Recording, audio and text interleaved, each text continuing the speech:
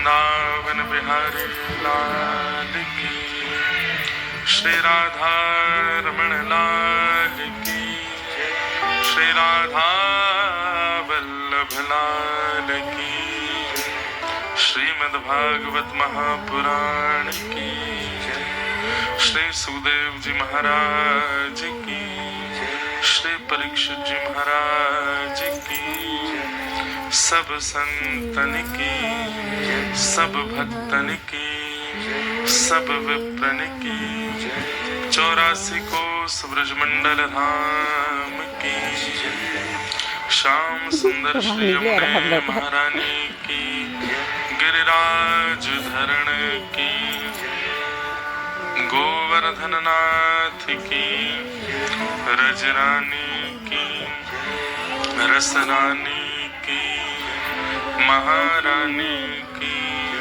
लाला के बाबा की, बाबा के लाला की, लाला बाबा दोनों की, जय जय श्री राम, जय जय श्री राम, जय जय श्री राम। नमः पार्वती पतये, हर हर महादेव। द्वारिकाधीश की, स्वामी श्री हरदास जी महाराज की, कुंज बिहारी श्री हरदास। परम मंगल में परात्पर अखिलेश्वर अकारण करुणा वरुणालय भक्तवांछा कल्पतरु तड़िद्वत विनिंदित पीतांबरधारी श्री बालकृष्ण लाल की, शब्दमयी वाणीमयी वांगमयी प्रतिमूर्ति हम आप सबके मध्य में विराजमान श्रीमद् भागवत महापुराण को बारंबार प्रणाम। संत जनों की परम कृपा परम इच्छा से एवं हमारे सागर के माननीय विधायक जी शैलेंद्र जी और उनकी धर्म पत्नी अनुश्री जी के परम संकल्प से प्रेम के फलस्वरूप आप सब सागर वासियों के बीच में श्रीमद् भागवत कथा प्रवाह का आज विश्राम दिवस है। हमें यह सेवा करने का अवसर प्राप्त हुआ, इसके लिए हम बड़भागी हैं। मंच पर विराजमान विद्वत वरेण्य विप्रवृंद, समस्त गंधर्वजन और आप सभी श्रोता भाई बंधु मातृशक्ति, छोटे बालक, हमारे मित्र सखाजन, सबको जय श्री कृष्ण, जय सिया राम, जय श्रीमन नारायण, जय जय श्री राधे।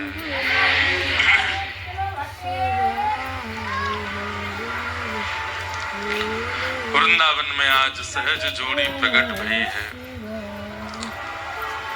श्री प्रिया प्रियतम दोनों एक रूप भये तब कुंज बिहारी लाल, निकुंज से निधिवन राज में विराजमान। ऐसे श्री बिहारी जी का आज प्राकट्य दिवस स्वामी श्री हरदास जी महाराज के प्राण प्यारे लाडले श्री ठाकुर जी प्रकट भये हैं।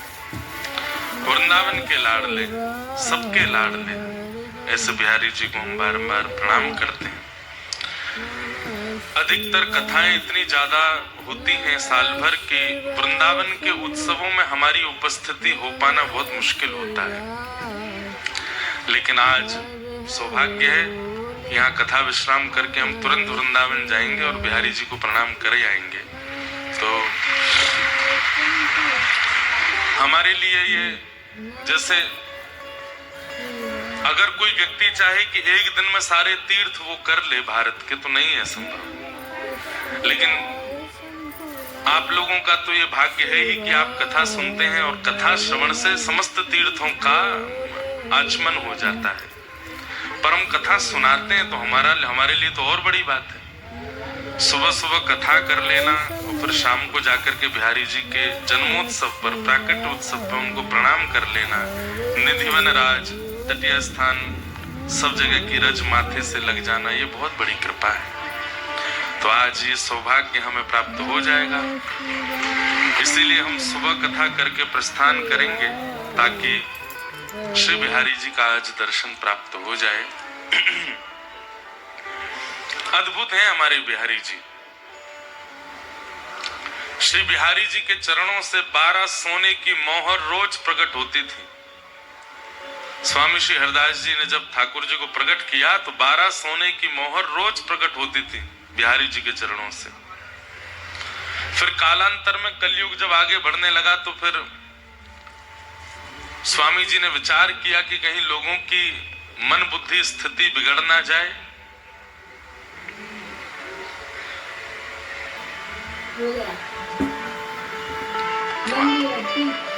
कितने बड़े सौभाग्य की बात है कि जिन बिहारी जी के प्राकट्य की हम लोग थोड़ी चर्चा कर रहे हैं,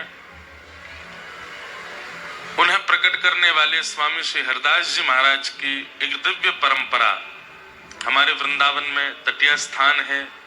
और एक दिव्य परंपरा जिसका कहीं ना कहीं बहुत प्रगाढ़ कनेक्शन बुंदेलखंड से है, ऐसे गोरीलाल कुंज वाले महाराज जी का आशीर्वचन ऑडियो आया है। तो हमारी भावना तो ऐसी है कि अगर अभी सुना दें सबको, उसके बाद ही हम कथा में प्रवेश करें। महाराज जी का आशीष आया है, आप सब लोग श्रवण कीजिए। श्रीदास श्रीदास श्रीदास। नमः कुंज विहारण्यै नमः कुंज विहारणे नमः श्री हरिदासाय मुख सख्य अवतारणे श्री राधा लिंगित गात्रायै नमः कुंज विहारणे नमः श्री हरिदासाय भक्ति मार्गाब्ज भानुवे किशोर्युगलं वन्दे वृन्दावन विहारिणं कलात्मानं निकुञ्जस्थं सर्वविघ्नहरं श्री भक्त भक्ति भगवंत गुरु चतुर्नाम वपु एक इनके पद वंदन किए ना सही को। हरि शरणम अखिल माधुर्य रसामृत सिंधु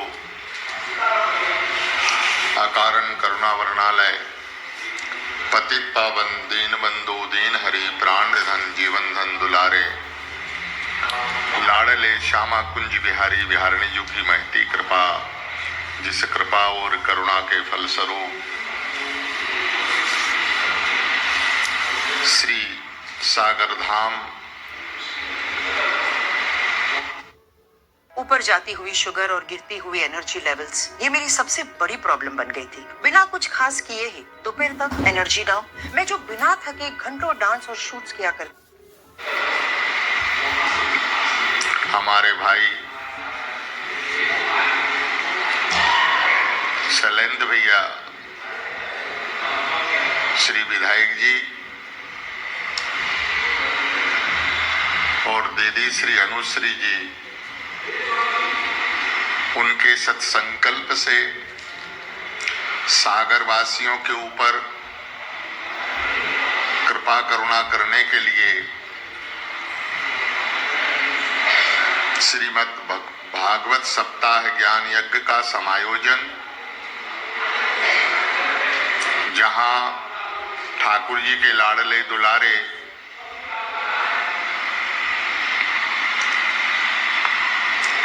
हमारे अपने प्यारे श्री इंद्रेश जी व्यासपीठ के ऊपर विराजमान होकर के अपनी रसमयी अपनी भावमयी वाणी के द्वारा सागर धाम वासियों को सिंचन करने के लिए, अपना रसपान कराने के लिए व्यासपीठ के ऊपर विराजमान होकर के रस का वर्षण कर रहे हैं।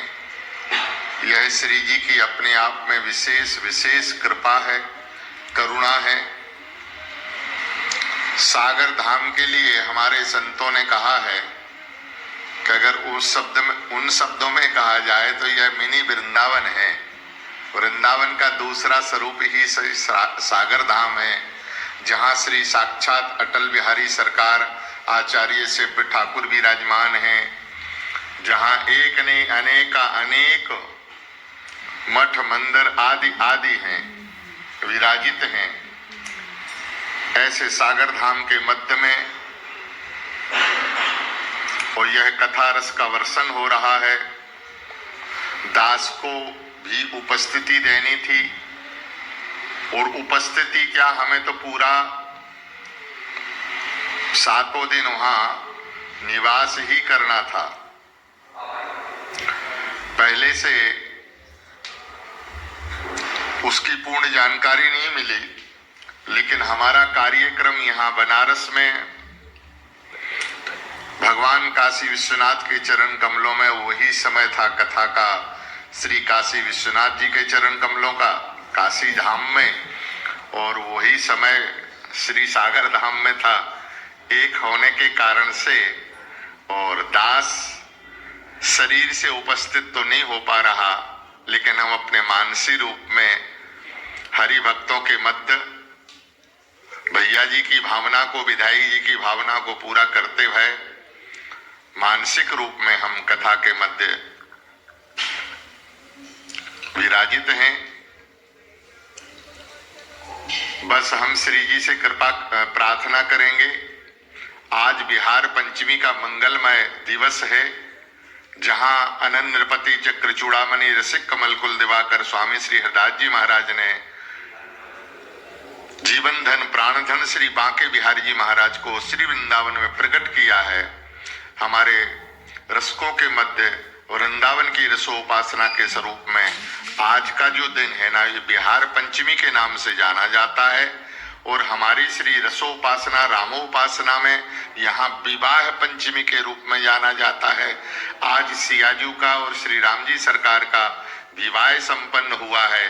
ये दोनों तिथियां अपने आप में गरिमा महिमामय हैं, इसलिए उत्सव की सागर धाम वासियों को यंत्र के माध्यम से यत्र तत्र जो जहां विराजमान हैं उनको श्री बिहारी जी की ओर से, स्वामी जी की ओर से खूब खूब मंगलमयी बधाई हो, बधाई हो, बधाई हो। श्री अरदास, श्री अरदास, श्री अरदास, श्री अरदास, श्री अरदास। बोलो कुंज बिहारी श्री हरिदास महाराज जी के बहुत सुंदर भाव। और आया तो ऑडियो, लेकिन लगा ऐसा कि महाराज जी यहीं बैठ कर के हम सबके बीच से बोल रहे हैं। ऐसी उपस्थिति सबके अनुभव में नहीं आती है, पर महाराज जी का बहुत स्नेह है, और आप लोगों को सौभाग्य मानना चाहिए कि हमारे ब्रज के ऐसे अद्भुत विभूति महाराज जी बुंदेलखंड से बहुत प्रेम करते हैं, और यहाँ के वैष्णवों से बहुत प्रेम करते हैं। और यहाँ पर भी कई वैष्णव महाराज जी के ही शिष्य परिकर यहाँ विराजमान है। सबको हमारा बारंबार वंदन है, सबको हमारा प्रणाम। और ठाकुर श्री बांके बिहारी लाल जी के प्राकट्य की आप सबको बधाई हो, बधाई हो, बधाई हो। आप सब लोग कथा के बाद हमारी तरफ से थोड़ी थोड़ी चिरौंजी की बर्फी खा लेना। खाओ पियो करो आनंद, पैसा देंगे आपके विधायक जी। हाँ, सब लोगों को चिरौंजी खा लेना आप लोग। विधायक जी कह रहे हैं अरे महाराज जी। लेकिन इससे बढ़िया बधाई क्या होगी कि आपको 7 दिन की कथा सुनवा रहे हैं, और 2-2 बार सुनवा रहे हैं साल में। चिरौंजी की बर्फी में बड़े विटामिन आदि सब होंगे। चिरौंजी भी है कि नहीं पता नहीं, है तो सही, पर जो कथा से आप लोगों को प्राप्त हुआ है वो और किसी वस्तु से प्राप्त नहीं हो सकता। तो ये सबसे बड़ी बधाई है, एक प्रकार से बिहार पंचमी की बधाई। ये कोई नियोजित नहीं था, पर आज हो गया कि बिहार पंचमी की श्री बिहारी जी के प्राकट्य की बधाई के रूप में ये कथा आपको सागर वासियों को विधायक जी की ओर से दी गई है कि भैया आप लोग बधाई मना लो लाल जी का मंगल प्राकट्य दिवस। तो नित्य सोने की मोहर प्रकट होती थी बिहारी जी के चरणों से। लेकिन जब स्वामी जी ने विचार किया कि आगे कलिकाल में लोभ इतना बढ़ जाएगा, लोग बाग किस स्थिति तक पहुंच जाएंगे, बिहारी जी के दर्शन का लोभ तो कम होगा, सोने की मोहर प्रकट होती है उसका लोभ ज्यादा होगा। तो फिर बिहारी जी से प्रार्थना करके स्वामी जी ने निवेदन किया कि जय जय, कलिकाल में लोग सह नहीं पाएंगे आपके इस प्रताप को, लोभ जग जाएगा और लोभ में कुछ भी करेंगे लोग, कृपा करके आप अपनी इस दिव्य शक्ति को विश्राम दे दो। तो फिर बिहारी जी ने 12 सोने की मोहर प्रकट करना तो विश्राम कर दिया, लेकिन आज भी 12 सोने मोहर की जितनी रकम होती होगी उतना धन, उतना चढ़ावा बिहारी जी में रोज आता है, उतना तो पहुंच ही जाता है। तो आज भी अदृश्य रूप से 12 सोने की मोहरों के समान धन धान्य वहां उपस्थित होता है। ऐसे हमारे श्री बिहारी जी हैं, अद्भुत है उनकी लीला। ऐसे ठाकुर हैं कि बार बार पर्दा करना पड़ता उनके आगे, क्यों? कोई ज्यादा देर तक उनसे नैन मिला ले तो वही के संग चले जाएं। ऐसे हमारे ठाकुर हैं, इसलिए हर 5 सेकंड में पर्दा किया जाता है कि कोई ज्यादा देर तक इनको देख ना ले, इनसे नैन मिला ना ले। ऐसे हमारे ठाकुर श्री बांके बिहारी, अद्भुत कथा है उनके प्राकट्य की, उसमें जाएंगे तो फिर आज का विश्राम विषय नहीं हो पाएगा, कल की भी पेंडिंग कथा है, तो इसलिए सब हम आज विषय पूर्ण कर देते हैं और कथा को विश्राम की ओर ले चलें। ठाकुर जी ने रास बिहार किया, सब गोपिकाओं के साथ में मधुर रास हुआ। रास के पश्चात श्रीमद् भागवत में युगल गीत आता है, जहां भगवान के रूप माधुरी का और कई भावों का वर्णन गोपियां करती हैं। तत्पश्चात मथुरा में कंस का चिंतन बढ़ता जा रहा है, क्योंकि शत्रु कृष्ण पकड़ में नहीं आ रहे हैं। तभी नारद जी का आगमन हुआ और नारद जी ने योजना बना करके कंस से कहा कि तुम धनुर्यज्ञ करो और उस धनुर्यज्ञ में उपहार देने के लिए कुछ लोगों के नाम चयन करो 84 कोष में से, उनमें से 2 नाम कृष्ण बलराम के भी रखो। उपहार देने के पीछे रखना कि इन्होंने हमारी व्यापार में बड़ी वृद्धि की, उनको उपहार दे रहे हैं, इन्होंने यमुना शुद्धिकरण में काम किया, उनको उपहार दे रहे हैं। कृष्ण बलराम के लिए कहना कि हमने सुना था कि जब इंद्र ने वर्षा की तो इन्होंने पर्वत उठा लिया, इसलिए हम इनको उपहार देना चाहते हैं, इसलिए मथुरा बुला रहे हैं। उपहार का लोभ देकर के दोनों बालकों को मथुरा बुलाओ। अभी तक तुमने अपने राक्षसों को उनके पास भेजा, सब मारे गए, अब उनको बुलाओ। कंस ने कहा गुरुदेव आपकी आज्ञा शिरोधार्य, मैं अभी करता हूं योजना। और धनुर्यज्ञ का कार्यक्रम कंस ने किया। श्री अक्रूर जी महाराज को भेजा है, जाओ जाकर के कृष्ण बलराम को लेकर के आओ। पूछें क्यों बुला रहे हैं तो कहना उपहार देना है, पुरस्कार देना है। अक्रूर जी महाराज वृंदावन को निकले। ठाकुर जी गौचारण करके जा रहे थे। जैसे ही स्वर्ण रथ को मथुरा की ओर से आते हुए देखा, ब्रजवासी सब घबरा गए। हर बार राक्षस आते थे, इस बार स्वर्ण रथ में बैठ के कौन आया है? अक्रूर जी महाराज आए, ब्रजवासियों की भीड़ लग गई, भैया मथुरा से कोई मंत्री आया है, क्या खबर लेके आया?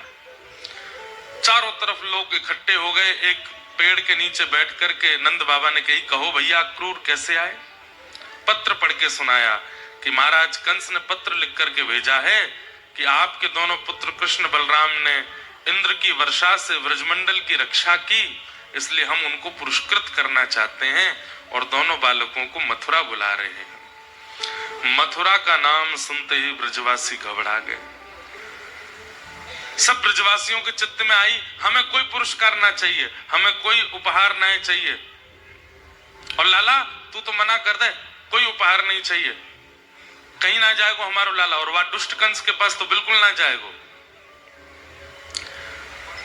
ठाकुर जी चाहते तो हैं कि मैं हामी भर दूं, लेकिन ठाकुर जी को याद आ रही है। 2 दिन पहले नारद जी ठाकुर जी के पास आए थे और ठाकुर जी से आके कह के गए, भगवान इतने प्रेम इतने भाव से आप लीला ब्रजमंडल में कर रहे हो, कंस को कब मारोगे?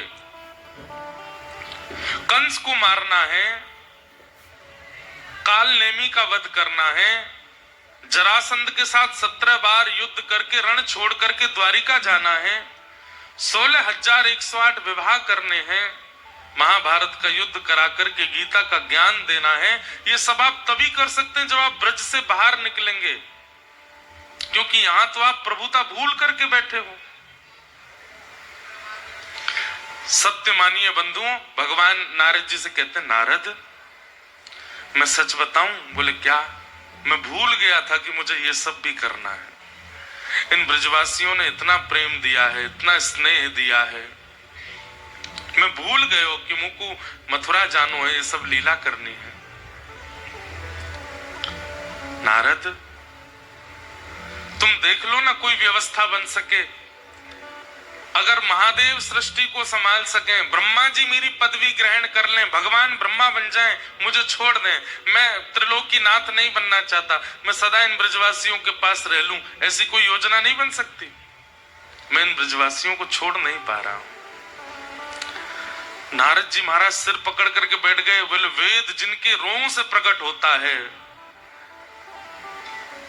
मीमांसाएं, उत्तर मीमांसाएं आदि जिनकी भ्रगुटी टेढ़ी करने मात्र से प्रकट हो जाती हैं, जहां पर मोह, आकर्षण, लोभ आदि के नाश की बातें कही जाती हैं, ऐसे परमात्मा आज स्वयं लोभ में दिख रहे हैं, स्वयं मोह में दिख रहे हैं, स्वयं आसक्ति में दिख रहे हैं। नहीं नारद, ये लोभ नहीं है, ये मोह नहीं है, ये आसक्ति नहीं है, ये प्रेम है। मैं परमात्मा हूं, मुझे कोई नहीं बांध सकता, पर इन ब्रजवासियों ने इतना प्रेम दिया है मुझे कि मैं बंध गया हूं इनके पास में, मैं कैसे जाऊं यहां से? नारद जी बोले, मैं आपके पास ज्यादा देर नहीं बैठूंगा, आप तो अलग बात कर रहे हैं। ठाकुर जी मुझे कुछ नहीं पता, परसों कंस का मृत्यु देखना चाहता हूं आपके हाथों, कैसे भी करके निकलिए व्रज से, आपको लोक कल्याण, जग कल्याण करना है। वृंदावन में रह के नहीं हो पाएगा, क्योंकि यहां आप प्रेम के वशीभूत हैं और ज्ञान और वैराग्य आदि का लक्षण प्रकट होगा ही नहीं। अगर प्रेम प्रधान होगा तो, प्रेम प्रधान होता है तो ज्ञान दिखाई नहीं देता, प्रेम प्रधान होता है तो वैराग्य दिखाई नहीं देता। आपको वृंदावन से निकलना पड़ेगा नाथ। सोचिए बंधुओं, ठाकुर जी उनको 3 दिन तक नींद नहीं आई कि मैं व्रज से कैसे जाऊं। आज जब अक्रूर जी महाराज ने आकर के कहा कि आपको पुरस्कार देने के लिए मथुरा बुलाया है, सब ब्रजवासी कहने लगे, हमारे लाला पुरस्कार ना चाहिए, हमारो लाला कहीं ना जाएगो, अक्रूर जी तुम वापस लौट जाओ, कंस ने मना कर दो, हमें पुरस्कार ना चाहिए। ठाकुर जी चुपचाप बैठे हैं। थोड़ी देर में सब ब्रजवासी बोले, लाला तू बोल दे, मना कर दे कि मोह ना जानो मथुरा। तो ठाकुर जी हृदय पर पत्थर रख करके बोले, क्यों? आप सबके बालक कोई अच्छा काम करें, उनको पुरस्कार मिले तो सब भेज देते हो, और मैं केवल तुम्हारे काजे कालिया नाग मार तो डोलूं, तुम्हारे काजे गिरिराज जी उठा तो डोलूं, तुम्हारी गैया न चराऊं, तुम्हारी रक्षा करता रहूं, और आज जीवन में पहली बार कोई ने विचार किया कि मुझ को पुरस्कार मिले तो सबरे मना कर रहे हो, मुझसे पूछिए एक भी बार। ब्रजवासी स्तब्ध रह गए ठाकुर जी की बात सुन के। ठाकुर जी मन से नहीं बोल रहे हैं, ना लाला हमें तो यूं लगी कि तुम मथुरा जाएगो, 2 दिन के कट जाएगो, हमारे बिना कैसे रहेगो? क्यों? मैं क्यों ना रहूंगो?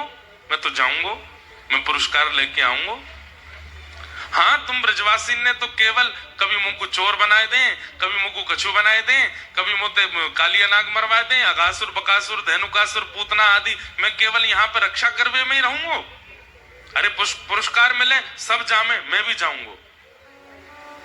ब्रजवासियों के नेत्र सजल हो गए। लाला हमने यहाँ मारे नहीं कही, हम तो यहाँ मारे कह रहे कि तू हमारे बिना कैसे रहेगो? क्यों? मैं क्यों नहीं रहूंगो? मैं घर में ही बूढ़ा होऊंगो का? मैं बड़ो है क्यों? मैं भी जाऊंगो मथुरा, पुरस्कार लेके आऊंगो। सब ब्रजवासी स्तब्ध हो गए।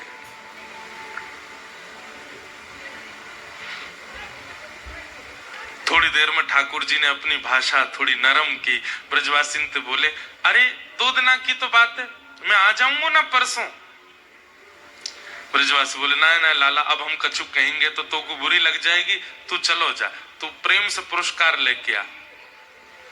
और भैया सुन लो सबरे, आज के बाद कोई राक्षस आवेगो मृत्यु स्वीकार कर लेंगे लेकिन लाला को आगे नहीं करेंगे। ठाकुर जी बोले अरे तुम सब तो बुरा मान रहे हो, मैंने या भाव से थोड़ी कही, मैं तो या मारे कह रहा हूं सबके बालकन को पुरस्कार मिले तो मैं क्यों नहीं जाऊं। ब्रजवासी बोले ना लाला तू चलो जा, तू तो रह लेगो हमारे बिना। वास्तव में बात तो ये कि हम कैसे रहेंगे तेरे बिना, 2 दिन तक तो को देखे बगैर हम कैसे रहेंगे। ब्रजवासियों की स्थिति कैसी है बंधुओं? दर्श बिन दुखण लागे नैन, दरस बिन दुखण लागे नैन, दरस बिन दुखण लागे नैन, दरस बिन दुखण लागे नैन। जब ते तुम बिछुड़े प्रभु मोरे, जब ते तुम बिछुड़े कबहु न पायो चैन, हाँ कबहु न पायो चैन, दरस बिन दुखण लागे नैन, दरस बिन दुखण लागे नैन। मीराबाई का पद है, कल ना परत पल हरि मग जोवन, कल ना परत पल हरि मग जोवन, भई क्षमा सिरैन, भई क्षमा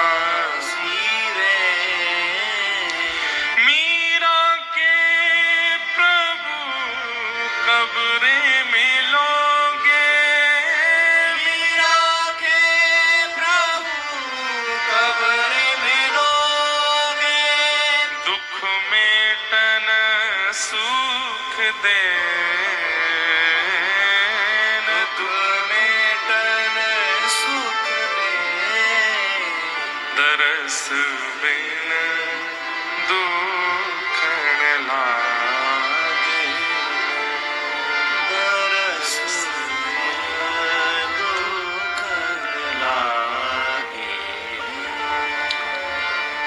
लाला तू अभी गयो नहीं है और तेरे जावे की बात कान में पड़वे ते हमारो हृदय ऐसा पिघल रहे है, इतनो रोनो आ रो है, तू चलो जाएगो तो हम कैसे रहेंगे। ठाकुर जी बोले अरे मैं हमेशा के काज ना जा रो, कल जाऊंगो परसों आ जाऊंगो। लाला तू परसों बोल रहा है लेकिन हमको बरसों सुनाई दे रही है, हम तोते जिद नहीं करेंगे तू फिरते हमें डांटने लगेगो, लेकिन लाला तू तो रह लेगो, हम कैसे रहेंगे तेरे बिना, एक दिना भी हम तेरे बिना रह ना सके। सोचिए बंधुओं ब्रजवासियों की स्थिति कैसी है। जब से ठाकुर जी का जन्म हुआ है ब्रजमंडल में, ब्रजवासी भोजन नहीं बनाते, कपड़े नहीं पहनते, जल नहीं भरने जाते, गोबर नहीं चौकाते, गैया नहीं चराते, सब कार्यों के पीछे एक ही ध्यान है, भोजन इसलिए बनाएंगे क्या पता कन्हैया घर आ गए हो तो, चौका इसलिए लगाते हैं कि कहा पतो कन्हैया आ गए तो घर सुंदर दिखना चाहिए, गैया इसलिए चराने जाते हैं कि कल को कहीं कन्हैया दूध पीवे आ गए हो तो बढ़िया वारो दूध मिलना चाहिए, जल भरने इसलिए जाते हैं कहीं कन्हैया जल पीवे आ गए हो तो, वस्त्र इसलिए पहनते हैं कहीं कन्हैया सामने आ गए हो तो वाकु देखवे में हम भावे। हर किसी ब्रजवासी की एक ही स्थिति है, कन्हैया कृष्ण। वो अपने लिए क्रिया नहीं कर रहे हैं, सारी क्रिया कृष्ण के लिए करते हैं। एक दिन के लिए मथुरा जाना है, इस बात से इतने व्याकुल हो रहे हैं कि लाला हम कैसे रहेंगे।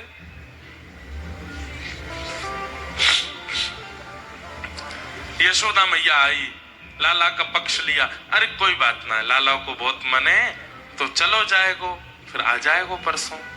नंद बाबा जाएंगे ना साथ में, तुम सबरे ज्यादा मन में कोई विचार मत करो। यशोदा मैया लाला को भीतर ले गई, अपने हृदय से लगायो, और मैया मनी मन पूछ रही है लाला से, लाला तू रह लेगो ना मेरे बिना एक दिन? मैया को था कि ठाकुर जी मना करेंगे, लेकिन ठाकुर जी बोल गए, हाँ मैया रह लूंगो। मैया के हृदय में प्रेम प्रकट हुआ, व्याकुल हो गई, हृदय से लगा के सुला दिया ठाकुर जी को। सूर्य उदय जैसे ही हुआ, सब ब्रजवासी द्वार पर ठाड़े हैं, अपनी स्थिति लेकर के खड़े हैं कि कहीं हमारी स्थिति देख के कन्हैया को दया आ जाए और वो नहीं जावे, यहीं रुक जावे। ठाकुर जी तैयार भये, जैसे ही नंद भवन से निकसे, ब्रजवासियों के स्वर नहीं निकल रहे हैं, पर अश्रुओं की अविरल धार गिर रही है नेत्रों से। ठाकुर जी सबके हाथ पकड़ते हैं, सबके गालों का स्पर्श करते हैं, सबके सिर पे हाथ फेरते हैं। मैं आ जाऊंगा परसों, मैं परसों आ जाऊंगा।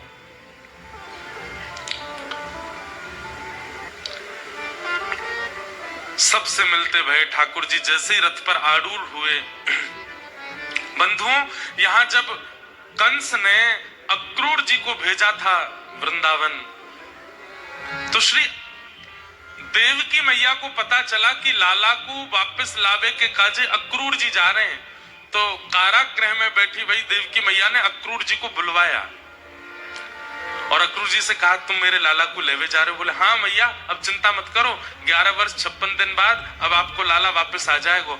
देवकी मैया बोली, मेरो एक काम करके आनो है आपको, ध्यान से सुनियो बंधुओं। अक्रूर जी महाराज बोले, क्या काम मैया?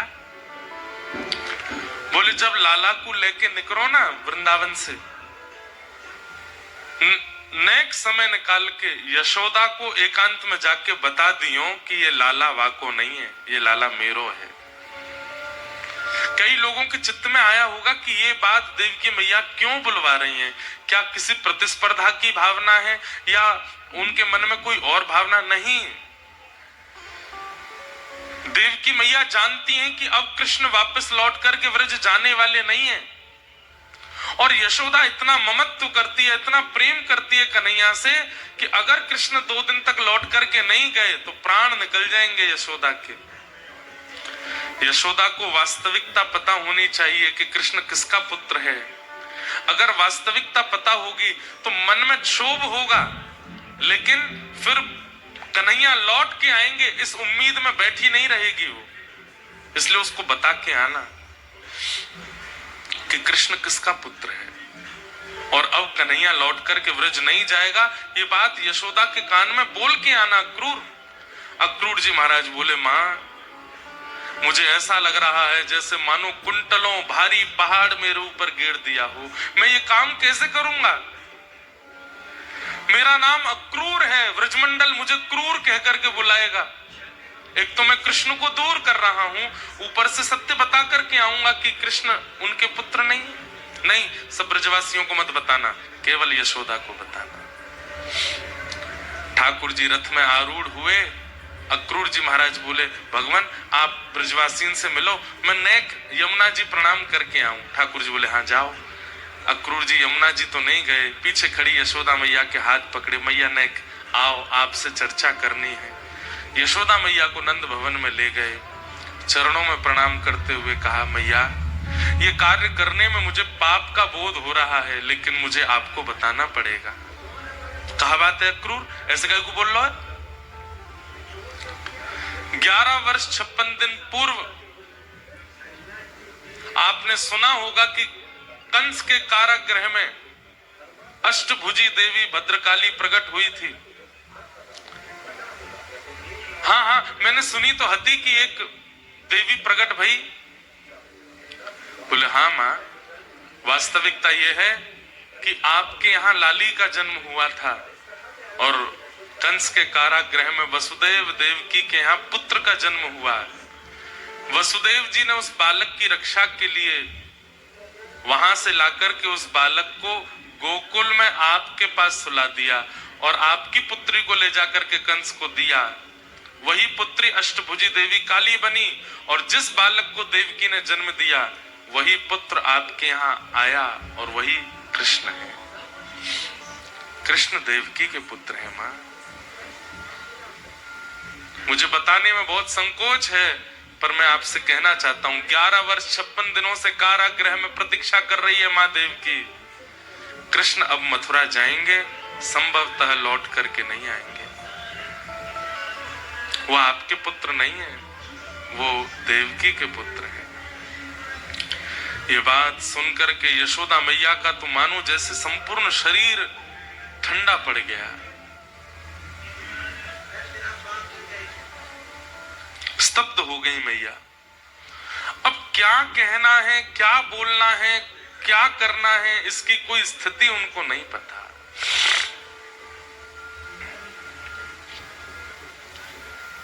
अक्रूर जी महाराज बोले मैया मुझे आज्ञा दो, अब मैं जाऊं। और प्रणाम करके अक्रूर जी चले गए। मां रोकना चाह रही है पर शब्द नहीं निकल रहे हैं, मानो जैसे देह खड़ा है और आत्मा निकल चुकी हो देह से। ऐसी स्थिति यशोदा मैया की हो गई। अक्रूर जी वापस रथ में जाकर के बैठे। रथ जैसे ही आगे बढ़ा ब्रजवासियों के रोने की कोलाहल की आवाज आने लगी, कन्हैया मत जाओ मत जाओ। सुनकर के यशोदा मैया व्याकुल हुई, दौड़ी, जैसे तैसे संभाल करके नंद भवन से बाहर आई। कन्हैया रुक जा, अरे मेरे लाला नेक रुक जा। ठाकुर जी के पीछे दौड़ने लगे। ठाकुर जी ने जैसे सुना कि यशोदा मैया दौड़ रही हैं, कूद पड़े चलते रथ से, दौड़ करके मैया से जाके लिपट गए। अरे मैया तू काहे को ऐसे परेशान हुए? अरे मैं आ जाऊंगा ना, तू काहे को ऐसे रो रही है? अब तू ही रोवेगी तो सबन की हालत क्या हो जाएगी। ऐसे मत रोवे मैया, मैं आ जाऊंगा। यशोदा मैया बोली हाँ लाला मुझको पता है तू आ जाएगा, नेक रुक जा। और यशोदा मैया अपने हाथों से लाला के सर्वांगीण अंग का स्पर्श कर रही हैं। नेत्र कैसे हैं, नासिका कैसी है, केश कैसे हैं, ओष्ठ कैसे हैं, कान कैसे हैं, थोड़ी कैसी है, सर्वांगीण अंग का स्पर्श मानो अपने अंदर ले रही हैं, क्योंकि अब ये स्पर्श दोबारा मिलेगा नहीं। और सर्वांगीण अंग का स्पर्श करते हुए अंत में जैसे ही घुटने छूते हुए मैया ने चरण पकड़े, ठाकुर जी बैठ गए। मैया ऐसा मत करे। ये कहा कर रही है तू? लाला मुझको आज सब सच पतो चल गयो है, तू मेरो लाला ना है, तू तो देवकी को लाला है। और लाला तू मथुरा जाएगो, देवकी मिलेगी, अब तो को अब वापस ब्रजमंडल नहीं आने देगी। पर तू चिंता मत कर, मैं कोई को नहीं बताऊंगी, मेरो लाला अब वापस नहीं आवेगो। सुन करके ठाकुर जी रोने लगे। नहीं मां ऐसे मत कहो। मैया बोली देख लाला अब तू ज्यादा हल्ला मत करियो, तू चलो जा, लेकिन मेरी एक बात मान जा। बोले कहा अब तू जीवन भर मत आइयो वृंदावन, लेकिन तो को कभी खबर पड़ जाए कि यशोदा के प्राण निकरवे वाले हैं, अब मैं तेरी मैया नहीं हूं, अब तो मैं तेरी धाई मां हूं। धाई मां कौन होवे? जो मां जन्म देवे वो मां, और जो बालक को पाले पोसे संग रखे खिलावे पिलावे वो धाई मां है। यशोदा बोली मैं तो तेरी धाई मां हूं ना। ठाकुर जी रो रहे हैं, चरण पकड़ रहे हैं। नहीं मां ऐसे मत बोलो, आप मेरी मैया हो। देख लाला अब तू मेरी बात सुन, मैं इतनी निष्ठुर नहीं हूं कि कोई के बालक को वाकी मैया से दूर करूं। तू देवकी के पास जा, बस तू को जब पता चल जाए ना कि यशोदा प्राण त्याग वारी है, बस वाद ना वापस आए जाइयो, और मैं अपने श्वासन को बचाए के रखूंगी। मेरो लाला आवेगो तभी अंतिम श्वास लूंगी, तो को खबर पहुंच जाएगी कि मैं प्राण त्याग वारी हूं, बस आए जाइयो। मैं प्राण नहीं त्यागूंगी। जैसे ही तू सामने आवेगो बस मेरे सर को अपनी गोद में रख लियो, मैं अपने लाला को देखती रहूंगी या कि रूप माधुरी को दर्शन करती रहूंगी, और देखते देखते तो को देखते देखते प्राण त्याग दूंगी लाला। बस ये मेरी अंतिम इच्छा है, या को पूरी कर दियो, और मैं तो से कछु ना मांग रही। और अपनो ध्यान रखियो लाला, खूब प्रसन्न रहियो। कहते कहते कहते यशोदा मैया बेहोश हो गई। ठाकुर जी की बड़ी विचित्र स्थिति हो गई है। आज परमात्मा को अपनी स्थिति पर संशय हो रहा है कि मैं सच में परमात्मा हूं। ये ब्रजवासियों ने कैसे प्रेम पाश में मुझे बांध लिया है, जिसको कभी कोई आसक्ति नहीं होती, जिसको कभी मोह नहीं होता, जिसको कभी किसी के प्रति आसक्ति नहीं होती, आज वो कैसे बंध गया है इन ब्रजवासियों से।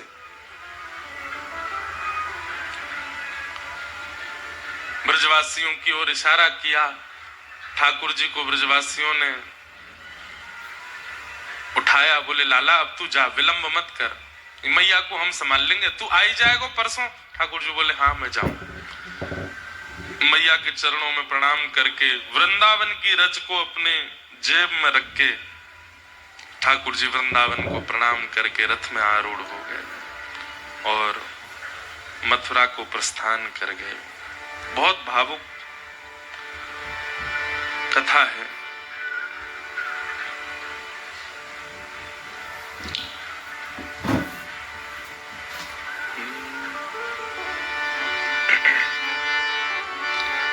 ब्रज के विरही लोग बिचारे, ब्रज के विरही लोग बिचारे।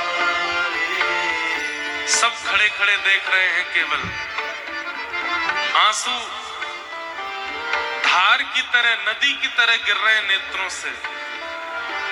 केवल रथ की ओर देख रहे हैं और ब्रजवासियों के मन में ये भावना आ रही है कि हमारी याद आवेगी, लाला जा ना पावेगो मथुरा। देखियो सब एक दूसरे के देख, अभी कूदेगो लाला, अभी कूदेगो, जा ही ना पावेगो मथुरा। देख वहां पेड़ तक रथ जाएगो और देखियो अपने आप रथ को रोक के लाला दौड़ तो भयो आवेगो। हमने प्रेम इतना दियो लाला को, जा ही ना पावेगो। लेकिन वो पेड़ भी पार हो जाता है, आगे का चौराहा भी पार हो जाता है, उसके आगे भी ठाकुर जी निकल जाते हैं और ब्रजवासी मानो जैसे धोखे में खड़े रह जाते हैं। नहीं आए ठाकुर जी लौट के। ब्रज के विरही लोग बिचारे, ब्रज के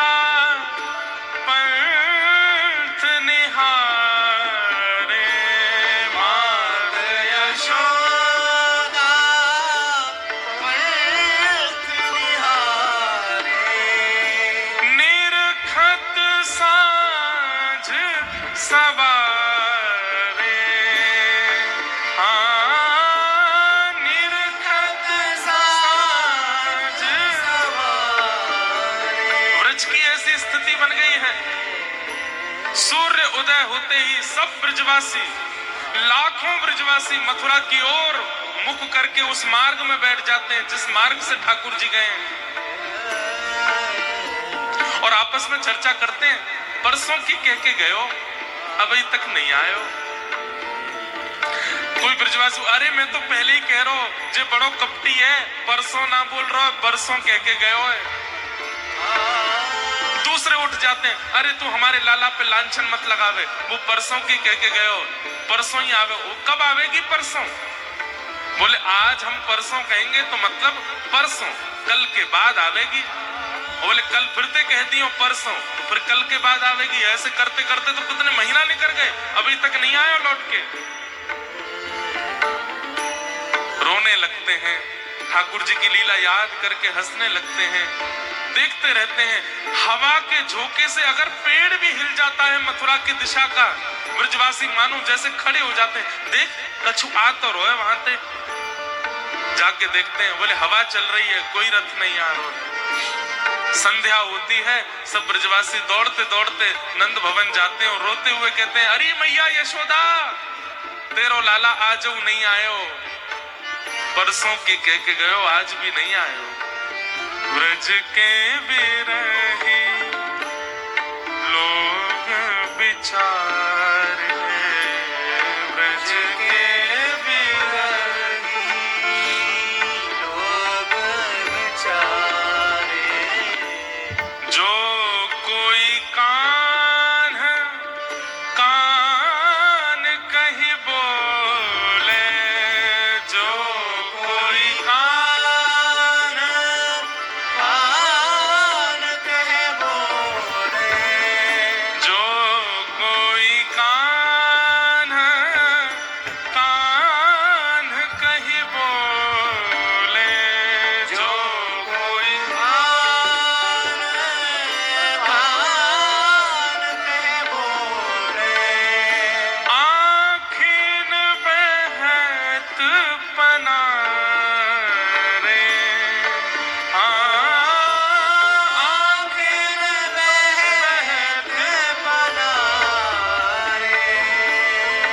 हे यह मथुरा काजर की रेखा, यह मथुरा काजर की रेखा, जेनिक से ते कारे,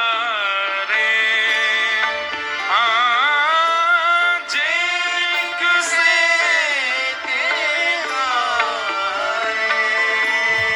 श्री परमानंद दास जी का पद है ये, यह मथुरा काजर की रेखा जे निकसे ते कारे। इसके दो अर्थ हैं।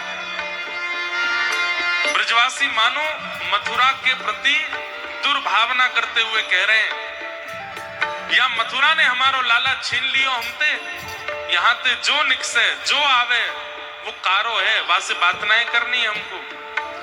और दूसरा अर्थ क्या है, इतना प्रेम में विह्वल हो चुके हैं ब्रजवासी कि मथुरा से जो आता है उनको लगता है कृष्ण है, दौड़ पड़ते हैं। कोई गोरा होता है तो कहते हैं, अरे लाला मथुरा जाए के गोरो है गो, तब वो कहे मैं कृष्ण नहीं हूं, मैं कोई और हूं। कोई मोटा आ जाए तो दौड़ पड़ते हैं, मथुरा की ओर से आया, अरे लाला खा पी के मोटा है गो हमारो, मैं कृष्ण नहीं हूं। कोई स्त्री आ जाए तुरंत जाते हैं, अरे लाला तू तो यहीं पे छोरी बनो डोलता, वहां जाके पूर्ण स्त्री बन गो, अरे मैं कृष्ण नहीं हूं। मथुरा से आने वाला हर व्यक्ति काला दिखता है, मतलब कृष्ण दिखता है। यह मथुरा काजर की रेखा, यह मथुरा काजर की रेखा, जेनिक से ते कारे, जेनिक से ते कारे।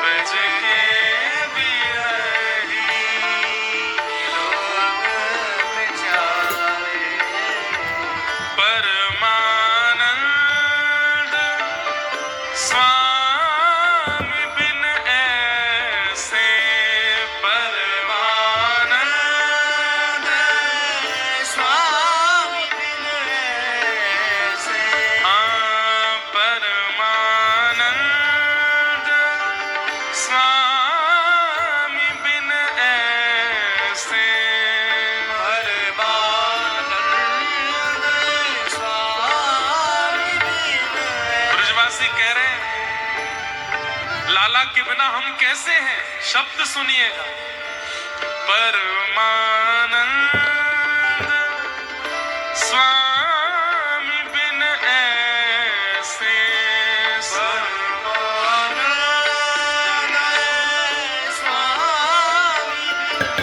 कैसे, जैसे चंद बिन तारे, जैसे चंद्र बिन तारे। अरे जिस दिन चंद्रमा नहीं निकलता अमावस्या के दिन, उस दिन तारे भी नहीं दिखते। चंद्रमा है तो तारे हैं।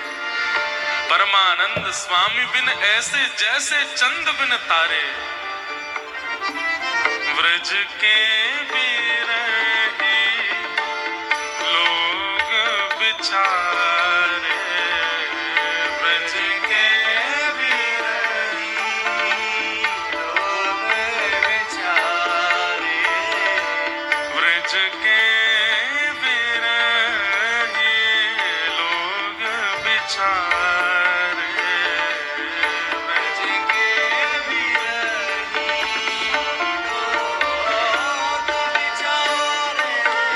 ऐसा प्रसंग है भागवत जी का कि इसमें प्रवेश करने में भय भी लगता है और करे बिना रहा भी नहीं जाता। पर हम अब और अधिक इस विषय पर नहीं बोलेंगे।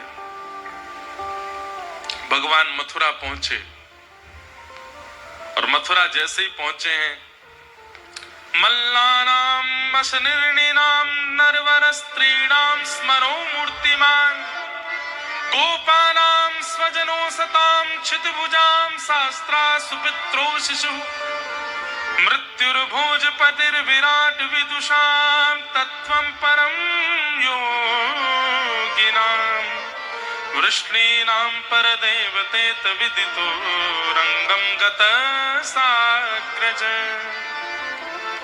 अपने अग्रज बलराम जी के साथ जैसे ही ठाकुर जी ने मथुरा में प्रवेश किया, मल्लानाम मशनिर्णिनाम नरवर, बड़े बड़े योद्धाओं को ठाकुर जी योद्धा के रूप में, मल्लों को ठाकुर जी मल्ल के रूप में दिखाई दे रहे हैं।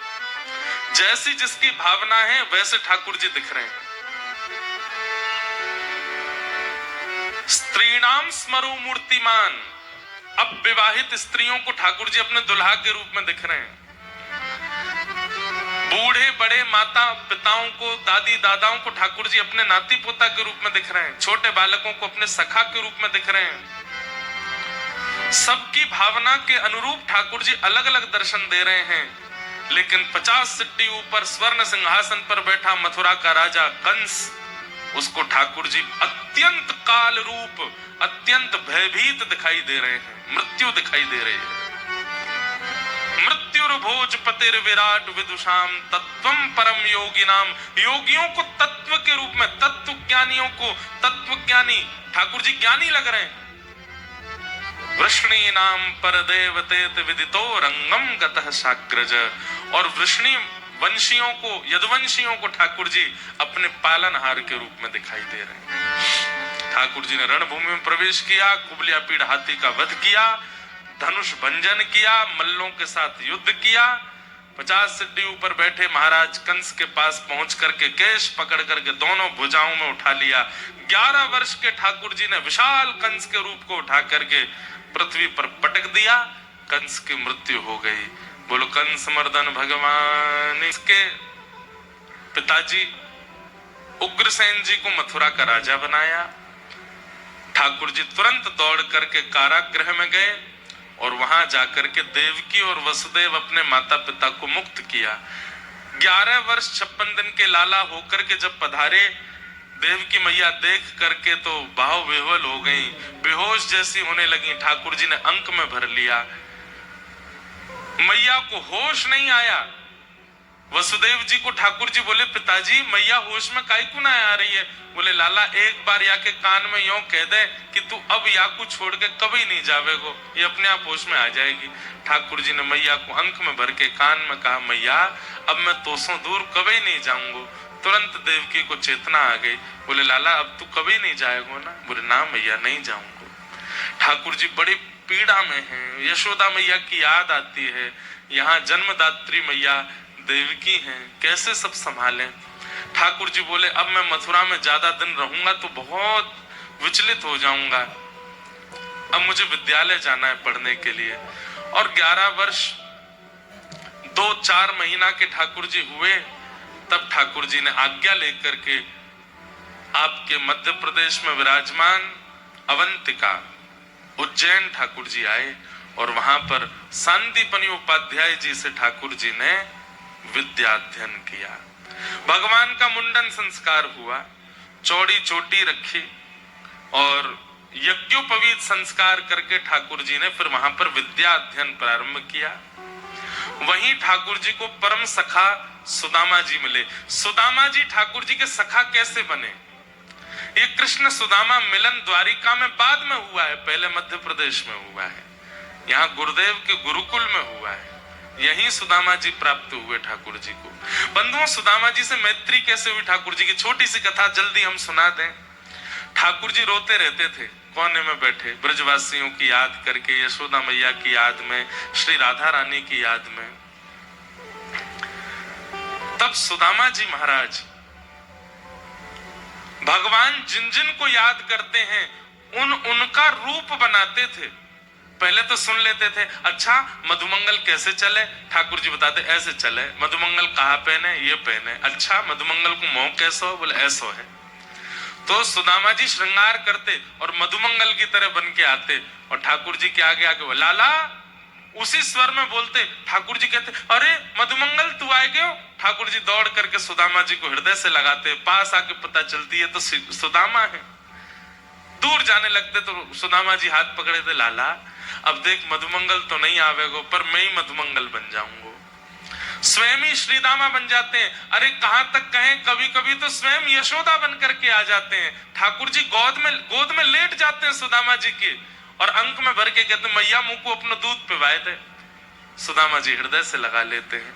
ठाकुर जी के इतने विरह काल में यदि कोई सहारा बना ठाकुर जी का, बंधुओं यहाँ ब्रजवासी तो झुंड में हैं, ब्रजवासी तो अनेक हैं। अरे पीड़ा के समय पर यदि बहुत लोग आ जाते हैं ना तो पीड़ा थोड़ी कम होने लगती है, क्योंकि बांट लेते हैं सब में। पर ठाकुर जी के पास तो कोई भी नहीं है, केवल इसलिए सुदामा के भाव से ठाकुर जी अपनी पीड़ा बांट लेते हैं। इसलिए ठाकुर जी ने परम सखा बना लिया श्री सुदामा जी को।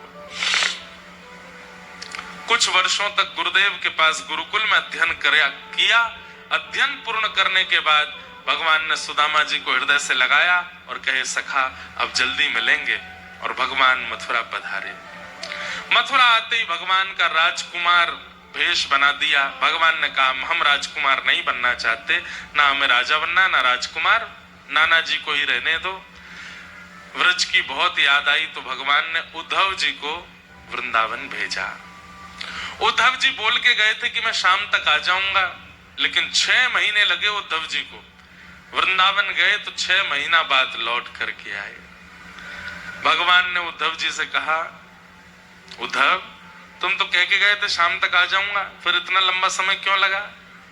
उद्धव जी चरणों में गिर गए, बोले भगवान आगे की लीला किसी और को सौंप दीजिए, मुझे दे दीजिए, मैं आपकी आगे की लीला कर दूंगा, मैं गीता का ज्ञान कर दूंगा, मैं महाभारत के युद्ध में अर्जुन का सारथी बन जाऊंगा, सब द्वारिका लीला आदि में आप मुझे पूरा सौंप दीजिए, मैं आगे की पूरी लीला में, आप तो वृंदावन जाओ, आपके लिए इस ब्रह्मांड में वृंदावन से सुंदर स्थान नहीं है। नाथ कितना प्रेम करते हैं ब्रजवासी आपसे, आप वापस चले जाओ।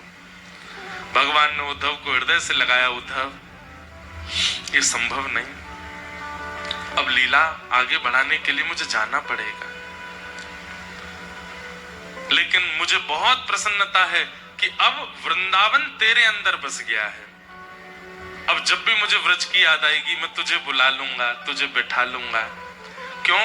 क्योंकि गोपियों ने तुझे प्रेम सिखा करके भेजा है। बंधुओं उद्धव कृष्ण संवाद अद्भुत है, अभी समय नहीं, मैं नहीं उसमें प्रवेश कर सकता, अद्भुत है।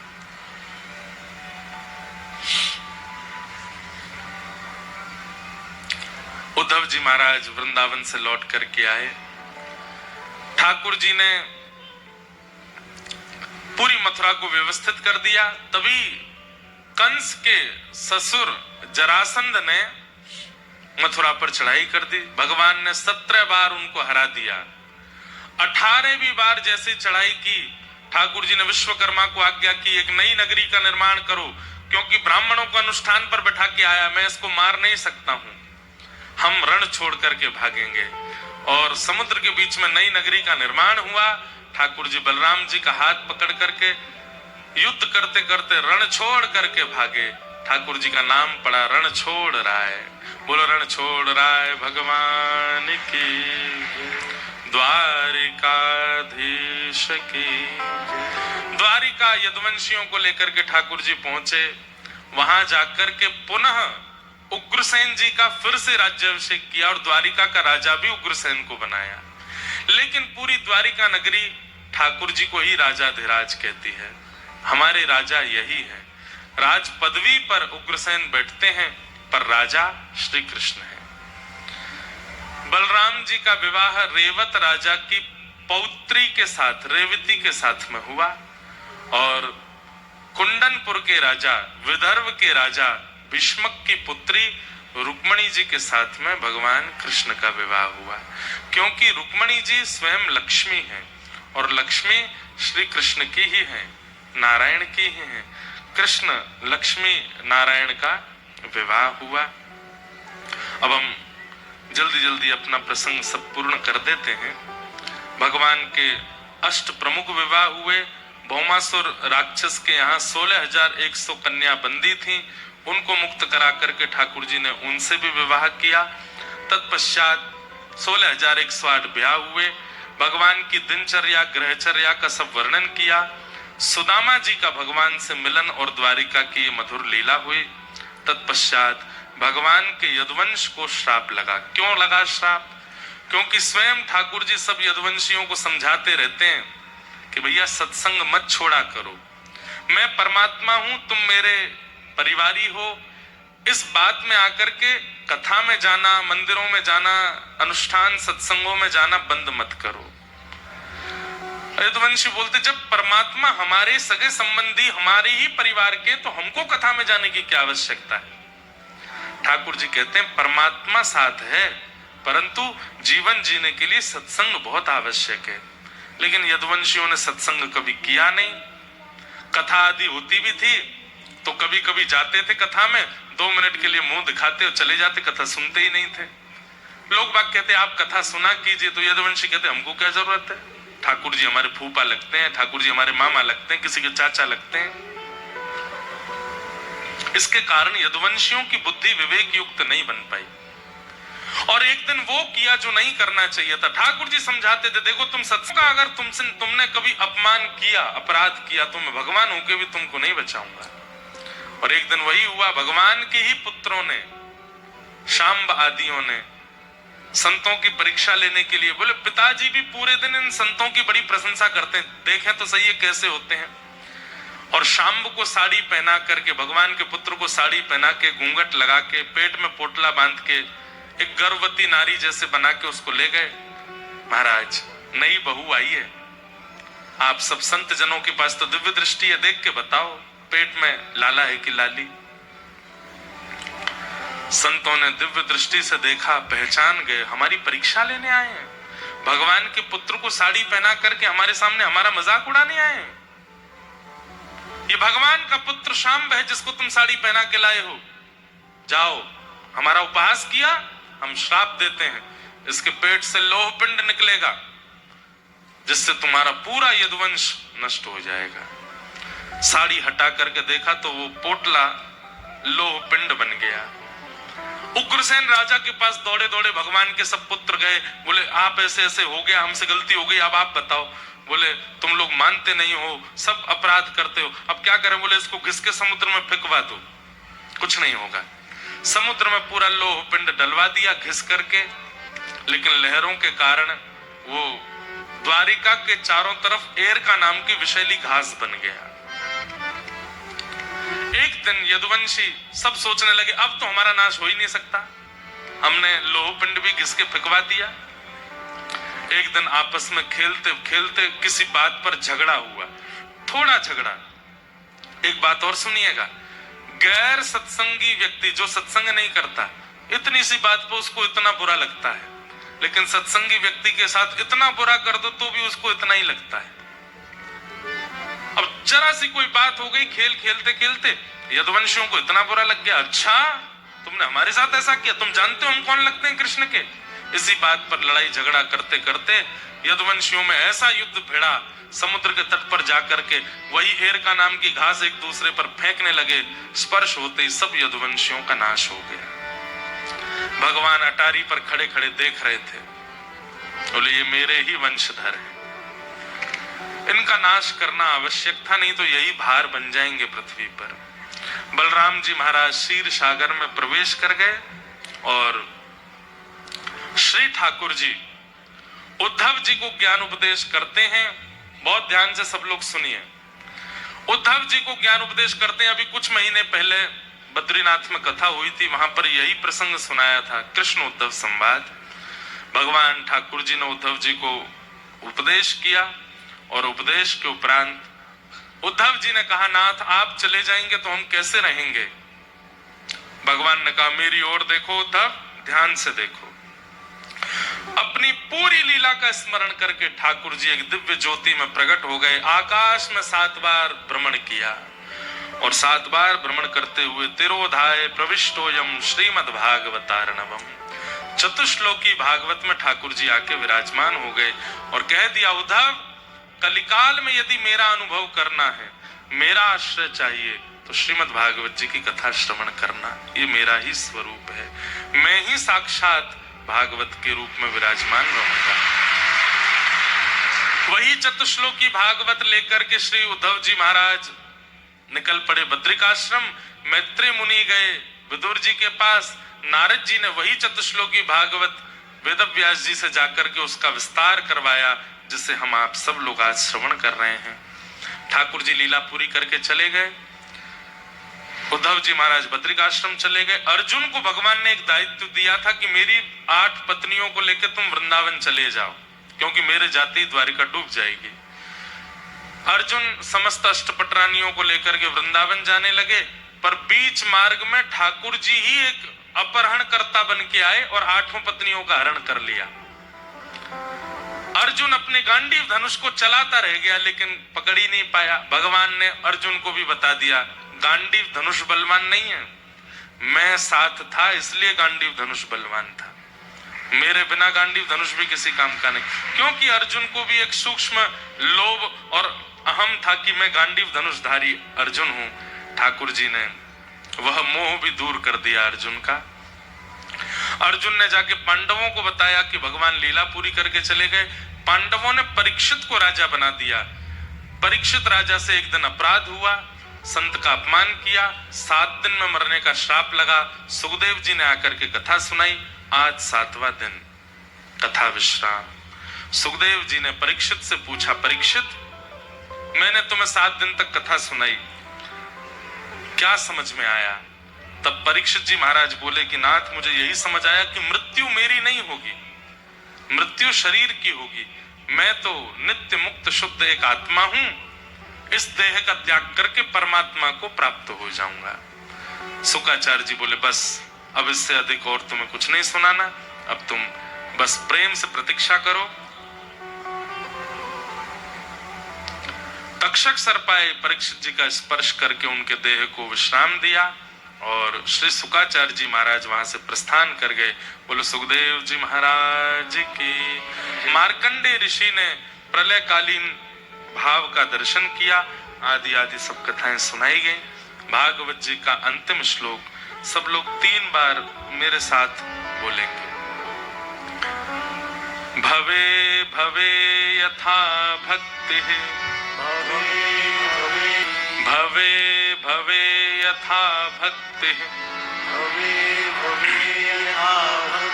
इतनी संख्या में आप लोग हैं।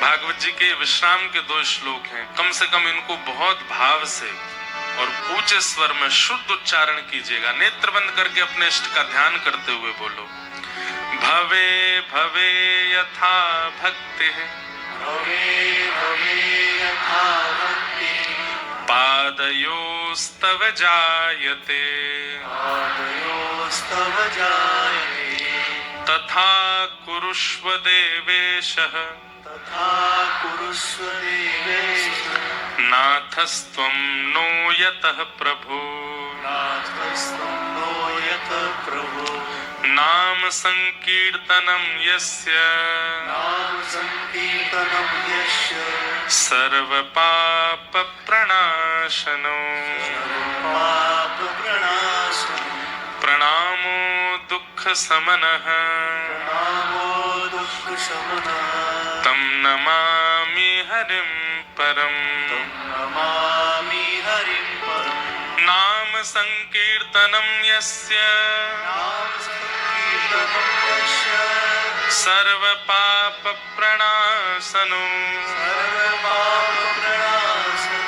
प्रणामो दुःख समनः प्रणामो दुःखशमनः तं नमामि हरिं परम् नमामि हरिं अंतिम बार बोलो नाम संकीर्तनम यस्य नाम संकीर्तनं यस्य सर्वपाप प्रणाशनो सर्वपापप्रणाशनं प्रणामो दुःख समनः प्रणामो दुःखशमनः तं नमामि हरिं परम् तं नमामि हरिं परम् जिन भगवान का नाम संकीर्तन समस्त प्रकार के पापों से मुक्त करता है, ऐसे प्रभु के पावन नाम को हम बारंबार प्रणाम करते हैं, बारंबार वंदन करते हैं और प्रार्थना करते हैं।